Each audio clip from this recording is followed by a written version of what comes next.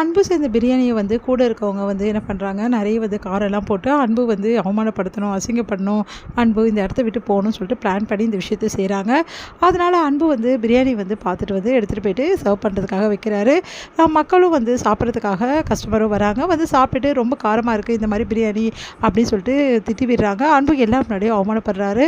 அப்போ கரெக்ட்டா கண்மணி அன்பு இப்படிலாம் செய்யறதுக்கு வாய்ப்பே இல்ல. அவர் நல்லபடி தான் பிரியாணி பண்ணாரு. எப்படி இது நடந்தது நான் கண்டுபிடிக்கிறேன்னு சொல்லிட்டு யோசிக்கிறாங்க கண்மணி. உடனே ஒரு நிமிஷத்துலேயே கண்மணி தேங்காய் பால்லாம் சேர்த்து பிரியாணியை சரிப்படுத்திடுறாங்க.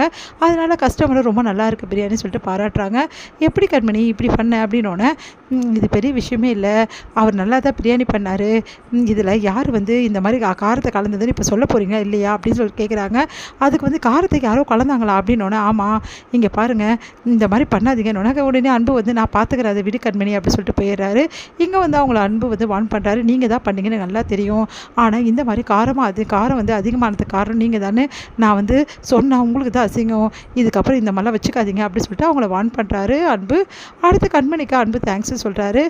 உங்களுக்காக நான் இதை பண்ணலை, நான் எப்படியும் நம்மளோட இந்த மாதிரி நடக்கக்கூடாது, கம்பெனிக்கு எந்த பிரச்சனையும் அப்படின்னு சொல்லிட்டு தான் நான் பண்ணேன், இந்த ஹோட்டலுக்கு கெட்ட பேர் வரக்கூடாது தான் நான் பண்ணேன், வேறு என்ன காரணமும் கிடையாது அப்படின்ற மாதிரி கண்மணி சொல்லிட்டு போகிறாங்க. இதை கேட்டு அன்பு யோசிக்கிறாரு. கண்மணி எனக்கு ஒன்றுனா கண்டிப்பாக அந்த விஷயத்த செய்கிறா, அதே மாதிரி நேர்மையாகவும் இருக்கா, ஆனால் ஏன் பாட்டி விஷயத்தை இப்படி நடந்துக்கிட்டா அப்படின்னு சொல்லிட்டு யோசிக்கிறாரு அன்பு. இங்கே என்ன பண்ணுறாங்க, கண்மணி அன்பும் ஒன்றா அந்த ஸ்டோர் ரூமில் மாட்டிக்கிறாங்க. அப்போ இவங்களை திறந்து விட வேணாம், இவங்க 2 பேரும் ஒன்றா சேர்ந்து முடிவு எடுக்கட்டும்னு சொல்லிட்டு காவேரி சொல்கிறாங்க. நம்ம தேன்மொழிக்கிட்ட, தேன்மொழியும் அதன்படி அவங்கள திறந்து விடாமல் இருக்காங்க. இங்கே கண்மணி தட்டி தட்டி பார்த்துட்டு ஏன் இப்படிலாம் நடக்குதுன்னு தெரியல, இவர் கூட போய் மாட்டிக்கிட்டுமே அப்படின்னு சொல்லிட்டு டென்ஷன் ஆகிறாங்க. அடுத்து எனக்கும் அப்படி தான், நானும் அப்படி தான் மாட்டிக்கிட்டேன் அப்படின்ற மாதிரி அன்பும் சொல்கிறாரு. அடுத்து கொஞ்ச நேரத்தையும் அங்கெல்லாம் எல்லாத்தையும் எடுத்து வைக்கும்போது அன்பு கையில் அடிபட்டுடுச்சு, லைட்டாக கீறிக்கிறாரு. உடனே கண்மணி துடிச்சு போய் ஓடி பார்க்குறாங்க. அடுத்து ஏங்க இவ்வளோ பண்ணுறீங்க அப்படி அன்பு, இப்படி ஆயிடுச்சு அன்பு அப்படின்னு சொல்லிட்டு அப்படியே பாசமாக பேசுகிறாங்க.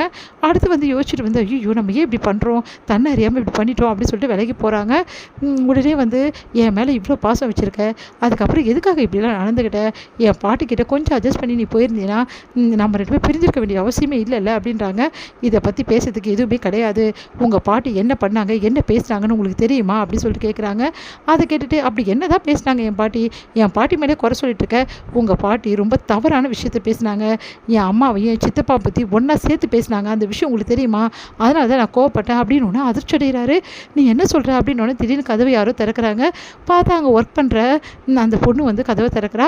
ஐயோ அன்பு சார் உங்களுக்கு என்ன ஆச்சு, கையில் வேறு அடிபட்டிருக்கு அப்படின்னு ஓடி கையை பிடிக்கிறா. உடனே அங்கேருந்து கண்மணி போயிடுறாங்க. கண்மணி ஏதோ சொல்ல வந்தாலே பாட்டியை பற்றி, பாட்டி ஏதோ தப்பாக பேசுனாங்கன்னு சொன்னாலே, கண்மணி சொல்கிறது உண்மையா, பாட்டி அப்படி பேசுனாங்களா, ஏன்னா அன்பு மறுபடியும் கண்மணிக்கிட்ட பேசணும் இதை பற்றி அப்படின்னு சொல்லிட்டு யோசிச்சுட்டு கண்மணின்றாரு. உடனே கண்மணி போயிடுறாங்க. அந்த பொண்ணு அவங்களுக்கு ஃபர்ஸ்ட் எய்ட் பண்ணுறாங்க.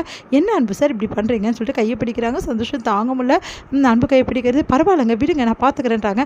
என்ன சார் இப்படி பண்ணுறீங்க, உங்கள் கையை பிடிச்சி ஆயில்மெண்ட் போட்டு விடணும் சார் கண்டிப்பாக, இல்லைன்னா அவ்வளோதான் சார் செப்டிக் ஆகிடும் சார், நீங்கள் வாங்க சார்னு சொல்லிட்டு கையை பிடிச்சி கூட்டிகிட்டு போயிட்டு ரொம்ப ஒம்படியாக ஃபர்ஸ்ட் எய்ட்லாம் பண்ணி விடுறாங்க.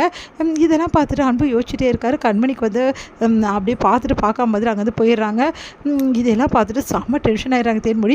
இவ ஒத்தி எப்போ பார்த்தாலும் அன்பு சார் பின்னாடியே சுற்றிட்டு இருக்கா, கட்ட பொண்டாட்டி பக்கத்தில் இருக்கும்போது இவளுக்கு எதுக்கு இந்த வேலை, சும்மாவே இருக்க மாட்டாங்க, இவளால் தான் அவங்க 2 பேர் பேசியிருப்பாங்க, அதையும் கெடுத்து இப்படி பண்ணிட்டாலே அப்படின்னு சொல்லிட்டு தேன்மொழி செம்மையாக டென்ஷன் ஆகிடுறாங்க. உடனே அன்பு ஏங்க போதுங்க விடுங்க அப்படி சொல்லிட்டு போயிடுறாரு.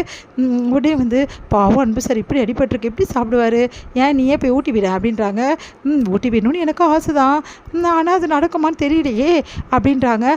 அதை கேட்டுட்டு தேன்மொழி இன்னும் செமையாக டென்ஷன் ஆகிறாங்க. ஏன் இப்படிலாம் பண்ணிகிட்ருக்க அப்படின்னோடனே உடனே சொல்ல வராங்க, அவருக்கு கல்யாணம் அப்படி சொல்ல வராங்க. உடனே அந்த டைமில் கண்மணி தேன்மொழி சும்மா இருக்கியா அப்படின்னோடனே, சொல்ல விட மாட்டாளே இவ அப்படின்னு சொல்லிட்டு தேன்மொழி அமைதியாக இருக்காங்க.